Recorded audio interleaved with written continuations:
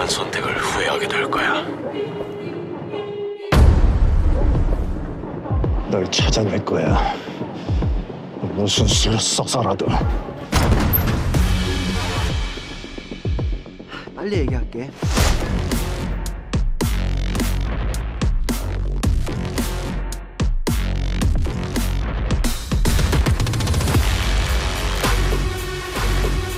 이름이 이탕이에요? 잘못을 냈으면 당연히 벌을 받아야죠. 인터넷이랑 뉴스에 안 나오고도 그렇지.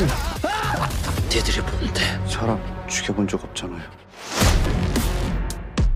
보기 불편해? 어쨌든 너도 인간이니까. 의미 없는 실험이니까. 괜찮아. 너 요즘에 어떤 사람들한테 기분 나쁜 뇌파 같은 거 막는 거야? 신의 개입에 적극적으로 동참할 수 있도록 노력해야 합니다.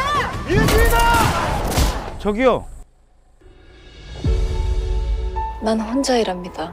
누구랑 엮이는 거 딱 질색이라. 사람이 죽었잖아. 나도 2번은 안 맞아줘. 살인범이 누군지 안다고 해도 넌 절대 감당 못해. 스킬 미쳤네. 진짜 여기 미쳤다. 띵동댕.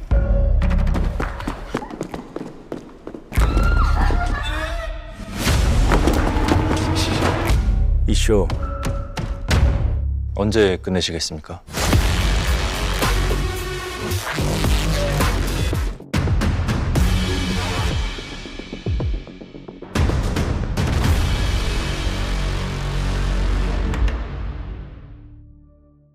Welcome back, everyone. It's Charlie. Netflix just released the first Squid Game Season 2 trailer, and just like Season 1, it'll probably be the most messed up, best thing you will watch this year. Separately, they released a couple other preview scenes that explain a little bit more of the plot during Season 2, so we'll break it all down. If you're brand new to the channel, be sure to subscribe to get all the episodes. Cannot wait to see how messed up it is going to be. They don't give a specific release date in this trailer, but right now, best guess is the end of the summer or the end of the year, like much later this year. The trailer starts with Seong Gi-hung talking to who sounds like the front man, who's telling him he's going to regret his decision. And the whole idea is that his decision to re-enter the games or try to join the organization that's running the games so that he can try and take it down, or get a chance to try and take it down. Player 456. Don't get any absurd ideas. Just get on that plane. It's for your own good.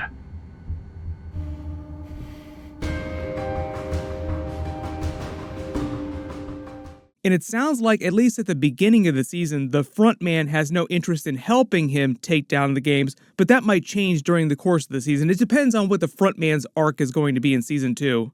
But I think the whole idea is that they're talking on the phone. It sounds like he's in communication with him behind the scenes, so the front man's role in his gambit to take down the games will just become a much bigger subplot, like he will actually help him destroy the games, or he might become the villain of Season 2.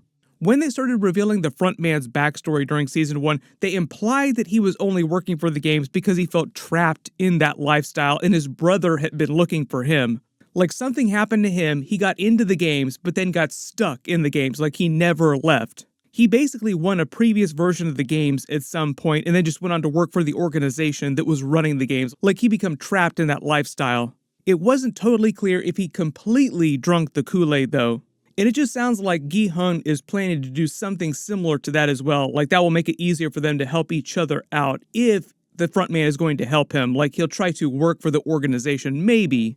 There are only a couple ways that he could take down the games. He'd either have to rejoin the games again, or he'd have to join the organization that's running the games. And even though the old man Oh Il-nam died, there's still several people who had taken over administration of the games after his death. Like the games themselves didn't slow a beat. He'd set everything up so that they would continue after his death. He'd known he was dying for a long time, so it sounds like the front man's role has become much more prominent in that organization. Grade them for me, all right? Of course, sir, but why not do it yourself? That I'm not going to have as much fun watching as playing. My early assumption, just based on the pacing of Season 1, is that he'll be able to either re-enter the games themselves or join the organization running the games by the end of Episode 1. In Episode 1 will just play out similarly to Season 1, Episode 1, where you see what his life is like post-games outside in the regular world as he drives himself crazy, trying to figure out how to take them down. We got a couple scenes of his life outside of the games at the very end of Season 1. Just based on the other scenes that they released previews for, it looks like he's able to find the salesman, like the recruiter again, the person who acts as a recruiter for the games. Since he's in communication with the games, he'd know how to find them.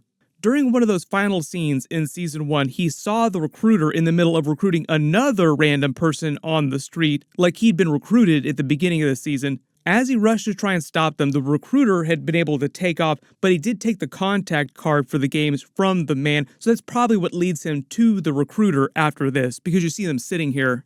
Zoom and enhance, notice that the recruiter has a gun at the table. Maybe he makes him play another game in order to get his help to get back into the games or back into that organization. That look on his face makes it seem like he's kind of reluctant, or he's kind of bummed out that Gi-hun wants back in the game so badly, or he knows what he plans to do, like he can just see it on his face, like his look of determination, and thinks that he's just heading to his death. Like, you won once, but you won't be able to win twice, or you won't be able to take down this organization. It's too secure, it's too big. There's another picture of him looking at one of the workers from the games wearing one of those same outfits with the shapes over the mask. It almost looks like he's inside a club, though, with a bunch of regular people who are not wearing masks or outfits like this. So maybe this is a random person who works for the games or used to, and you're just seeing him randomly outside of the games. Like, what the hell? Like, the look on his face is so quizzical, like he has no idea what's going on. It might even be a hallucination, or maybe it's somebody that works for the games randomly that just happens to be here wearing his outfit. Something makes it seem, though, that the games themselves wouldn't allow their workers to do stuff like this. Like, they killed their workers all the time during the game. The game itself was just as deadly to the workers as it was to the actual players. There's another scene with this woman played by Park Yu-young. She's playing a totally new character during Season 2, and it looks like she's just another person who's won the recruiter's game and earned a ticket to the games, and she's staring at the card, thinking about whether or not she's actually going to go to the games. She's still wearing her street clothes, so she hasn't made it there yet. She looks none the worse for wear. My early theory is that they just previewed her character with the other main characters because she's super important this season, like another down-on-your-luck kind of person that they want you to root for. Maybe they have her be the winner of this new round of games, so she's busy trying to win the actual games, while Gi-hun is busy trying to destroy the company running the games and get the frontman to either help him or stop the frontman himself if he becomes the main villain of the season. Remember, things could go the other way with the frontman. They kind of teased a possible redemption arc for him, though, so it could go either way with his character. It was a dream, just think of it that way. And it really wasn't a bad one for you either. Let me know in the comments if you think the frontman will actually try to turn good and help him, or they'll just make him the main villain of the season. The structure of the corporation that they use to run the games is heavily compartmentalized, so people only know what they need to know for whatever task it is that they're hired for. And you find that many of the workers are barely any better off than the contestants themselves, with many of them being killed for violating the rules of the games, just like the contestants. You also probably noticed the shapes on all the workers' masks, the triangles, circles, squares, all correspond to shapes taken from the shape of the Squid Game court.